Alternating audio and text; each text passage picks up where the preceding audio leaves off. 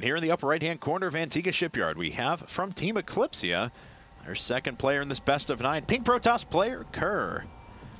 And I imagine it's Steve Kerr actually playing. That's... And down here on the bottom left-hand corner, we have from nuBreed, their green Zerg player taking game number 1. It is LurkeR. Yep. Hopefully Scottie Pippen or Dennis Rodman playing in that one, but anyway. Probably not. You know, maybe. Who knows what these basketball players do in their free time between seasons, you know. Probably not, but, you know, you never know. You know that you never know. Steve Kerr apparently runs basketball teams now and plays StarCraft on the professional level, so yeah, of course. I'm okay with that. Yep, he is actually going to be scouting first as well, and in PvZ, obviously, probes like to get across the map as quick as they can so they can be annoying with pylons and block their Zerg opponents from building any hatcheries. This has basically gotten to the point where Zerg players either say, screw it, I'm going to build a hatch at the 3rd and just ignore your probe, or they just accept their fate and build that spawning pool at around 15 supply and just deal with it. However, you know, it's the thing is, it's annoying, but it's not a detriment really anymore because players have just faced it for so long that they're used to it and they can adapt. And it's going to be a 14 pool from LurkeR. He doesn't want to mess with anything at the beginning of the game. Of course, had it been a super quick forge from Kerr and hatch first, he could have put on a little bit of cannon pressure there, but it looks like that's not going to be the case here. In fact, as we can see, queued up a lot more probes there. While he may very well put down a forge here in a second, let's see if he does with this probe. Could be, yeah, it is going to be forge then Nexus. That seems like an anti-APM measure. He's like, I don't want my APM to get too high, so I'm just going to queue up these probes now. And yeah, so it is notably lower than our Zerg player LurkeR, but not so bad. I was expecting actually sub 100 kind of Axlav levels of activity. Has he gotten better with his APM recently, Axlav? He's always been a very thoughtful player, so brilliant decision maker. Not the fastest player in the world, but very high effective APM. Doesn't waste a lot of actions. Well, you know, back in the day, one of his like feature things on IPL 2 was for all the players we had like their tournament wins, and then if they didn't have so many tournament wins, they would have just like interesting facts about them. And Axlav's, one of his was incredibly low APM or like amazingly low APM or something like that. I was like, that's not a nice thing. That shouldn't be on there. It's not quite Goody or Elfie levels of APM though. I need to find, there was a great GIF that went around of like Goody just kind of staring at his computer for about like 10 seconds. Then he looked down and just clicked SEV. Yeah, sipped a cup of tea. Pretty much. I mean, I'm sure a lot of players out there like that we just haven't discovered yet. I feel like the APM tab is getting used less and less because honestly, I don't think anyone cares anymore. Doesn't have a bearing on the game anymore. Yeah, so we know the fast people. We know Locira and people like Mers. Mers has just incredible APM. Vibe has incredible APM. So we know the fast guys. We don't need to check every game anymore. I'm actually happy about that because it was. Well, we're gonna check right now. It was always just such a weird thing to bring up. I mean, obviously it's gonna be low during downtime and high during battles. Like it's just obvious, but. Yeah, I don't think it matters so much. If a guy can win with low APM, more power to him. It doesn't really make much of a difference. So for now, it's 3 hatch, no gas for LurkeR, of course. Not doing anything weird. Everything just looks as normal as it possibly can be. Back on Krr's side of things, you know, yesterday in the match between Hyun and Crank, we saw Crank go for kind of a creative. He went triple gas, but later than you would normally take your gas. This is the more conventional timing, as we see +1 and Warp Gate research being brought up at the same time. Yep, and I like the quick upgrades actually for ground units for Protoss this early. I also like to see aggressive play from Protoss early on, but it can be hard against Zerg opponents, especially on a map like this where you've got basically Lings and Overlords checking you out all the time. It's hard to sneak in an attack unless you happen to land a nice proxy pylon somewhere that you can warp in from. But obviously all of this has its own timing, and we'll see how Krr has everything lined up. Yeah, this is awfully aggressive out of him. As we can see, oh yeah, there's 3 more gates coming up now before Robo or anything like that. He decided to produce 2 Zealots and 2 Stalkers before anything else, or sorry, 2 Zealots and a Stalker before anything else. Really saving up his gas, even you know, and making sure that he can put down those extra gateways and be prepared for quite a bit here. He does have a probe off to the side to drop down a forward pylon here, so we can start to put on pressure right away. Yep, I like basically the Stalker just lured those Lings away from where the probe was actually sneaking in, and basically the Stalker is just going to kill off a couple of Zerglings and allowing this probe to get the pylon down just outside the third of LurkeR. He knows that the third is there, obviously. Those Zealots were there just a moment ago, so he does have a nice warp in spot for some future aggression here. And looks like he may want to draw some forces away, bring the pylon into the third. No, looks like he is just going to back up with that Stalker. Circling speed, of course, not quite done yet, so it's going to be a while before Krr takes any real damage on that Stalker, and he should be able to make his way back home, but he is leading those forces away, so the Zealots can run right up the gut. So the Lings actually do discover these Zealots warping in. They do discover the forward pylon, and I'm curious how he's going to respond to this. Looks like 3 Roaches just started to be produced and 8 Lings. Krr back at home does have his robotics facility just about finished, so he can actually just spit out an observer as fast as he can and start doing some crafty warping tactics perhaps, but we'll see if he's going to do that. Actually, a Warp Prism might not, yeah, a Warp Prism might not be a bad idea either, so that he can get in there and just start to do mobile warp-ins with his many gateways, and I do like seeing play like this a lot, more aggressive style PvZ. Okay, well, Krr's running right up the front right now. There's 1 Roach sitting there in defense. There's the rest of the forces coming in from behind, though. This Stalker is going to die very, very quickly. The Zerglings, however, will not be able to do much against the Zealots. They mostly just have to sit there and buffer damage for the Roaches, which is exactly what they're doing. The Roaches didn't take much damage at all, and the Zealot numbers are starting to decrease ever so slowly. Well, now that the Warp Prism is out, I mean, this first attack did some damage to the army size of LurkeR, but also, of course, he lost a lot of Zealots, so it looks like the follow-up to this is going to be Krr sending the Warp Prism along, actually undetected so far. It looks like his path is going to go right past that Overlord above the main, but, oh, the probe actually gets discovered and picked off as well. Oh, no, I think he skirted the Overlord's vision there, basically predicting that it was going to be there, and luckily...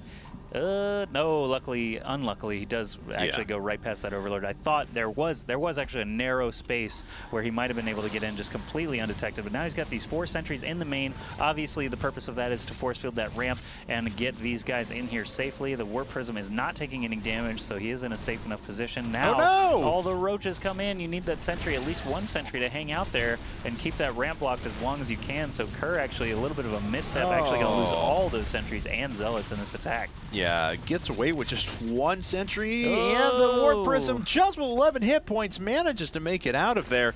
LurkeR, I mean, Krr had the potential to really shut that down. I mean, he could have force-fielded that ramp over and over again, done a little bit of damage to the drones, disrupted some mining, and gotten out of there with the sentries. As it stands, he's making a pretty powerful push back at home, but usually this is when you want a 3 Immortal push to start hitting. It looks like he's going to take another Nexus, though, so going to expand out of this, but man, any follow-up that comes out of LurkeR here is going to be very strong. Yeah, so LurkeR already moving across the map at a 40 to 50 supply advantage, but basically it's going to be on Krr to get those nice force fields to get the Immortals into the correct position to be able to deal with this. We saw Crank versus Hyun yesterday, where Crank had a lot of sentries and Immortals, but didn't quite manage to get the force fields he needed to be able to fight off a force of this size. So we'll see if Krr is going to have any better luck. It looks like he is pretty quick on the draw with all those force fields, getting a pretty much full surround for all his units. Only a few Lings getting trapped in there, and the Immortals are just having fun blasting down Roaches for the time being. A couple of sentries do get picked off, but that's okay. The Immortals still in decent position, and the next wave of force fields, actually a warping round of Stalkers as well, buffering a lot of damage, means that the Immortals basically just got to clean up everything there. You can see streaming units from LurkeR on the mini-map, but he is not going to be able to continue this assault. That was a really impressive defense. I mean, you mentioned quick on the draw with the force fields, but that was very well done.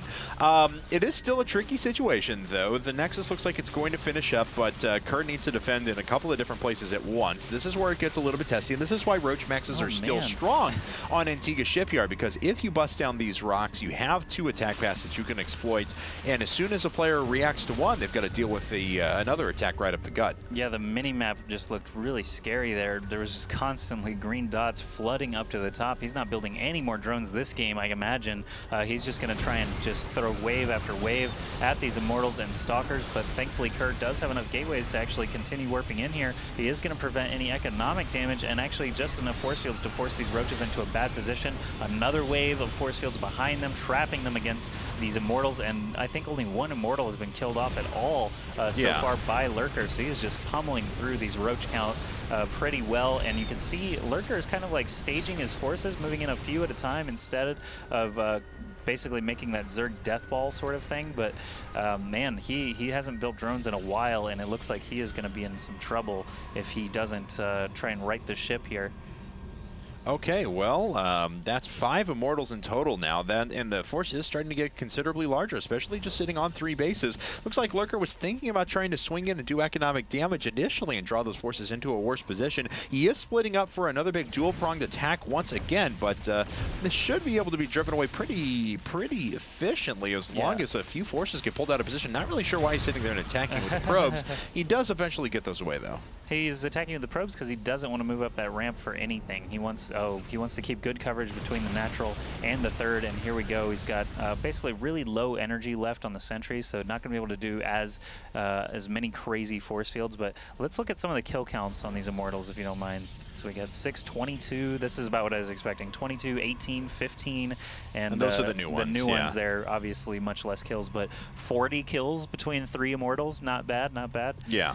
Actually 55, so yeah, that's ridiculous. Plus. Okay, yeah. Pretty good. They go through Roaches very rapidly, and as we can see, the supply is pretty even up now. Krr trying to go up to Infestation Pit, finally tech out of this, but I mean, unless he does critical economic damage, takes out a base, something along those lines, I just don't know what it's going to do. Yeah, so it looks like LurkeR tried to hit a little timing where he lured the force up into the third so he could try to do a run-by into the natural, but basically decided this is not going to work. This is just not working. So I'm going to go back a little bit, try and regroup. He's got let's see, 64 drones against 65 probes, so not even a stronger economy or anything, just been throwing units at this death ball constantly. Probes are going to need to evacuate here, so looks like he'll be able to return safely and pick off all these Roaches.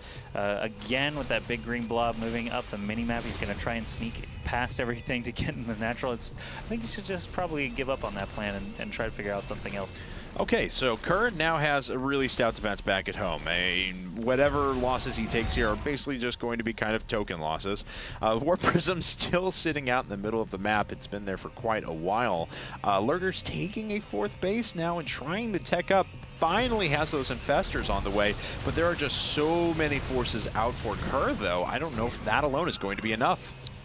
Well, I mean, Krr is still just upgrading. I mean, he's moving to +2 weapons. He's got Blink on the way. He's got just 1 Immortal at a time is really all he's needed because he hasn't lost any, really. I mean, he's lost a couple, but being really efficient with those guys. So he'll be able to continue making them 1 at a time and just moving along. Right now, he's got that max army, essentially, so he's just going to keep moving and try to basically drop the hammer, I think, on LurkeR. I'm okay with that. I mean, that's a staggering Immortal count. I mean, as we can see, that's 9, but he's got a 10th sitting right behind as well. They're all going to be sitting well upgraded. Now, this is going to be the danger for Krr, of course. He probably needs to save a few Zealots for back at home because Zerglings are going to be able to run on by. There's not really a lot he can do about it unless he decides to wall this off here at the front. There we go. Wow. Yeah, so that's the easy solution, as you mentioned. He's not just going to wall it off, but he has enough minerals that he can provide a bunch of cannon cover there as well. So he is going to be pretty well fortified while the troops are away trying to bring back the spoils of war. That War Prism is still there from the beginning of the game. Well, it's nice when nothing shoots up that's right. running at you. So.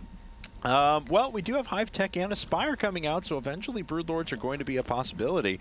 But LurkeR still hasn't gotten this 4th base saturated, and at the same time, Krr's going up to his own 4th. Yep, taking that sort of risky center base. I'm actually surprised he isn't just trying to move forward, but you know, you're unsure how many infestors your opponent has. You don't want to just walk into a trap. So actually just good to be cautious here from Krr. He is adding on a Robotics Bay and a Stargate now, so he's going to be able to mix it up a little bit as well, away from just Immortal Sentry's Blinkstalker into that really high tier stuff. He might actually be just shooting for the mothership at this point. So yesterday we had one of the shortest best of 9s we've ever had. This is looking like it's going to be one of the longest. So we've already had 2 games go very, very late, and as we're already crossing the 21-minute mark here, looks like a few units going to try and swing into this 4th as well. Photon cannons are coming up, and we'll see if they're able to ward away those forces in time. Some workers going down here, but that is recoverable for Krr. He's got plenty of excess minerals, so it's not going to be the biggest deal in the world. Very nice job saving that Nexus with a ring of force fields as well. Yep, the force field donut saving the Nexus's life, but Zealot Charge actually did get picked off. Unfortunately for Lurker, he didn't pick off the Twilight Council fast enough to stop +3 weapons from starting, so that's going to remain upgrading. Fleet Beacon is also on the way, so he is going to gear towards that mothership now, and Colossi tech. So we'll see. Krr, I can't really believe how long he's been sitting on this huge death ball and not trying to just go crush face. And, well, he's adding on Colossi now, and he's got just enough supply, let's see here, for another one if he wants, I guess, but not sure what he's planning or what he's waiting for. He's allowed his opponent to start to construct a pretty decent spine crawler forest. Investors moving up to the front, they do catch quite a few units with fungal growth. Yep, with this many immortals though, these spine crawlers are basically just pointless. He's going to crush right through that. Force fields, of course, are going to be able to help him ward off any big rounds of lings or anything. You can see 18 in production now. So Krr just with a very, very nice unit composition, still moving forward here with a lot of units still intact. I mean, he is losing some, obviously, but looks like the turnover ratio is very, very good for him. I mean, all of his stalkers, yeah, they have blink, so he can just jump right on those infestors. I mean, he's going to lose a couple of stalkers in the process, but the infestors are really the threat here, and now that they've been more or less negated, he can just continue in here. We have 9 Broodlords morphing, but they are going to be in vision of the Blinkstalkers. He might be able to blink up on that shelf and snag a couple of them, but he doesn't have vision up there. No, but he will when this Colossus moves on by. But now the Broodlords are all done, so this is a lot more difficult proposition. He has to back away at the moment. That's a fair number of Broodlords, as 8 of them are already out on the field. Yeah, so he's just, he kind of missed a narrow window there to score some free Broodlord kills, and now he is going to have to retreat. He's going to rejoin the rest of his forces, though, back up at his 4th, so still in a very, very good position. 182 supply against 136. This Warp Prism still managing to do some warp-ins here, and basically, Lurker doesn't have anywhere to expand to, except for maybe the very bottom right expansion, while Krr still has some options kind of on his half of the map. I'm a little surprised Lurker hasn't done the burrowing, excuse me, of Zerglings at those other expansions, just because it is slightly annoying and doesn't really take much effort. At least the Templar Archives is coming up now, so we'll be able to use a lot of that excess gas, as we can see sitting around. So expect a big spam of Templar. There we go. And that's going to be 4 Archons here momentarily, especially with that mothership just popping out. Yep, the mothership has arrived, so he'll be moving forward with that, I'm sure. He's already at max army, so there's no real reason to wait around except for maybe that last Colossus, but he probably just wants to keep something waiting in the wings in case this attack doesn't go through the way he plans. The Dark Shrine coming up now is going to be just another great tool for him to be able to basically pick off hatcheries and drones and things like that while distracting with that huge Protoss Death Ball.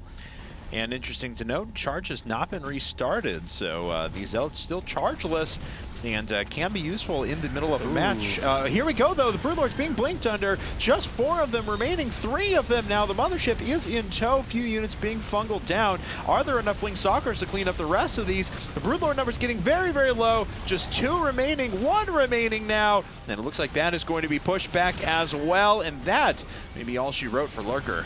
Yeah, Krr actually snagging all those Broodlords there. There's the GG from Lurker, and the series has been tied up now.